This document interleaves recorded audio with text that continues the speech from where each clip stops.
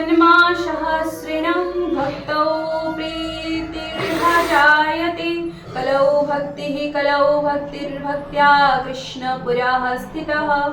सहस्र सहस्र जन्मतिता যখন তবেই ভক্তিতে প্রীতি লাভে নরগণ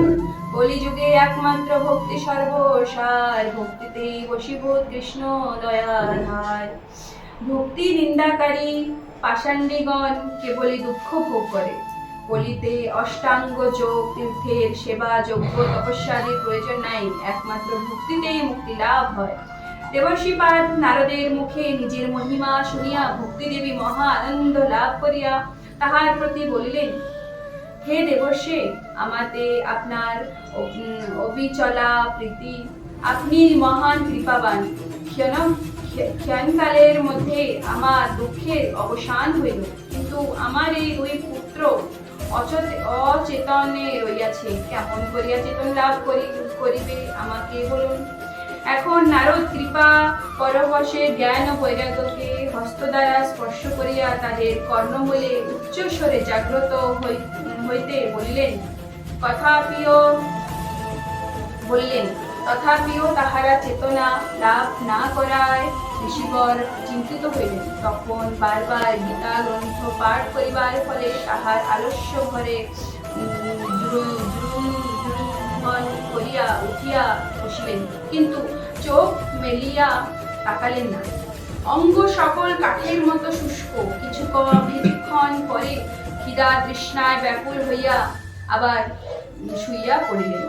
তাহাদের এই অবস্থা দেখিয়া ঋষিবর চিন্তিত হইলেন ভক্তি ভরে গোবিন্দকে স্মরণ করিলেন তখন আকাশবাণী হইল হে দেবর্ষে তুমি চিন্তা করিও না তোমার উদ্যম কখনো বিফল হইবে না সাধুগণের কাছে সৎকর্মের উপদেশ গ্রহণ করিয়া সেই মতো অনুষ্ঠান করো তাতে জ্ঞান বৈরাগ্যের নিদ্রা দূর হইবে সেই সঙ্গে ভক্তি দেবীরও বিস্তার হইবে প্রচুর এমন আকাশবাণী শুনিয়া দেবর্ষিপাদ হইলেন চিন্তিত সৎকর্ম কেমন সাধুর দর্শন হইবে কোথায় তখন তিনি জ্ঞান ও বৈরাগ্যকে যমুনার তীরে রাখিয়া তীর্থ পর্যটনে বাহির হইয়া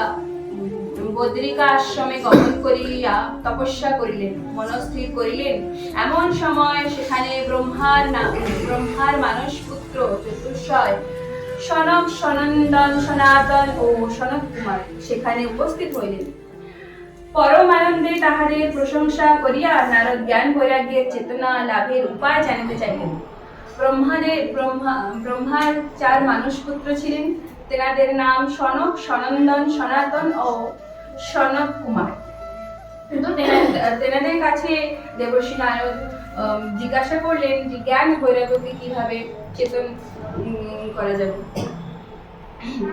চেতন লাভের উপায় জানিতে চাইলেন সেই কুমারগণ বললেন হে নারদ তোমার দ্বারা এই জগতে ভক্তি প্রকাশ হইয়াছে অবশ্যই তোমার অভিলাষ পূর্ণ হইবে চন্দ্রায়ন আদি তপযজ্ঞ অগ্নিহ আদি দেবযজ্ঞ সমাধি প্রভৃতি যাগযজ্ঞ ও সধাই প্রভৃতি জ্ঞানযজ্ঞ বহু রইয়াছে কিন্তু এই সকলের দ্বারা কেবল স্বর্গ লাভ হবে তাহার মধ্যে জ্ঞানযজ্ঞ সৎকর্ম আর সেই জ্ঞানযজ্ঞ সুখের বদনে ভাগবতী কথা হয় অমৃত বর্ষণে ভক্তি জ্ঞান বিরাগানং